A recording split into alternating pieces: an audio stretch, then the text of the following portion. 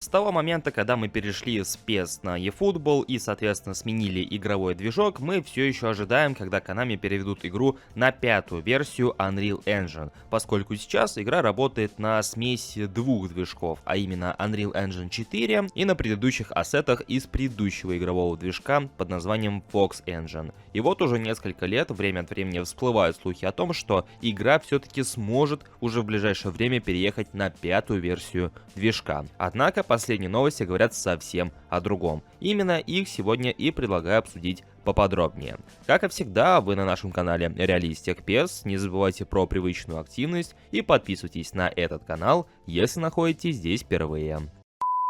Все мы с вами знаем, что если копить монеты в eFootball, то все равно не удастся выявить желаемого эпика. А поэтому, если вам необходимо приобрести монеты для eFootball Mobile, то вам на PlayRock. PlayRock — это маркетплейс товаров и услуг. Помимо приобретения желаемого товара, вы также можете предложить свои товары и услуги. Приобрести любой интересующий вас товар можно быстро и, самое главное, легко. Выбираем удобный способ и оплачиваем в пару кликов. Все происходит быстро и, самое главное, безопасно. Помимо всего прочего, на PlayRock постоянно проходят розыгрыши, поэтому переходите по ссылке и закупайтесь по лучшим ценам.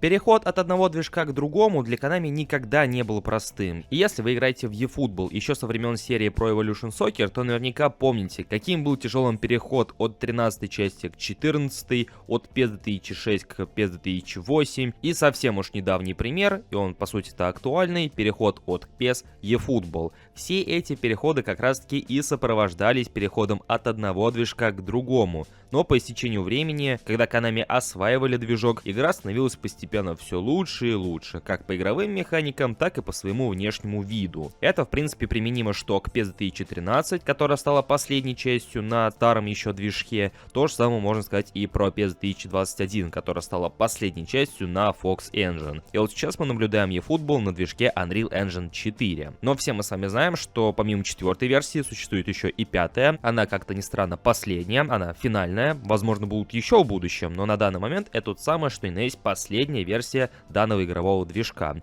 И, соответственно, большинство игроков ожидают, когда же будет переезд с четвертой версии на пятую. Ведь большинство проблем, которые преследуют eFootball со стороны графической составляющей, со стороны геймплейной составляющей, игроки связывают как раз-таки с четвертой версией Unreal Engine. И по мнению большинства, как раз-таки переход на пятую версию движка изменит все проблемы. Но, к счастью или к сожалению, это не совсем так. Ведь как мы убедились, исходя из предыдущего опыта, предыдущих частей, предыдущей серии, в принципе, существуя на одном и том же движке, на одной и той же версии движка, Konami могут выжать из него максимум. И как мы наблюдаем, время от времени этот самый максимум у Konami и eFootball проявляется. То есть нынешняя версия движка никак не мешает Konami запилить хорошие качественные фейсы, живую физику тех же самых волос, куда более реалистичный вид этих самых волос. Да и в принципе, если присмотреться к игре на повторах, вот которые прям приближают камеру к самим футболистам, ко всему тому, что их окружает вот вблизи, то в принципе графика, неплохая. Конечно, не совершенство, и, грубо говоря, есть еще куда стремиться, но опять же игра выглядит намного привлекательнее. И так сразу и не скажешь, что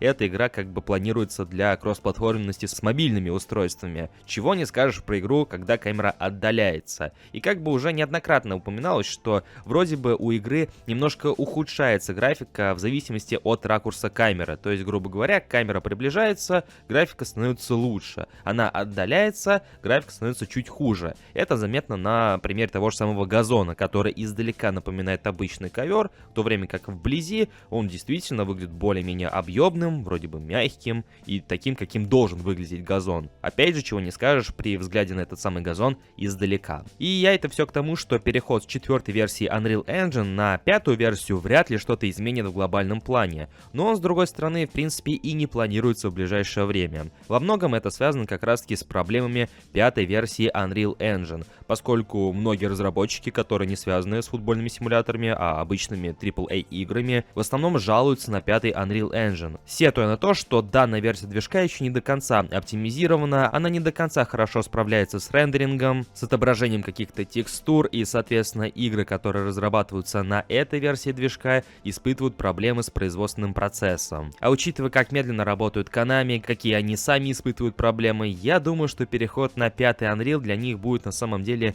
ничуть не проще, а скорее всего даже сложнее.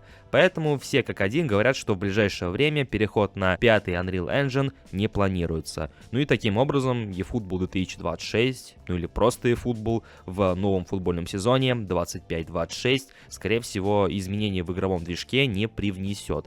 Но опять же, как я упомянул ранее, я не думаю, что они в принципе и нужны. Было бы желание со стороны Konami, они и на нынешней версии движка сделали все, ну, более-менее приемлемо. Ну а ваше же мнение, дорогие друзья, как и всегда, я буду рад узнать в комментариях под этим роликом. Как вы считаете, нужно ли все-таки переходить на 5-ю версию Unreal, и если да, то почему? Также не забывайте подписываться на наши соцсети, проставлять лайк под этим роликом, так вы помогаете ему с продвижением, ну и подписывайтесь на этот канал, если находитесь здесь впервые. Я же всех благодарю за просмотр этого ролика и желаю вам всем удачи. Всем пока!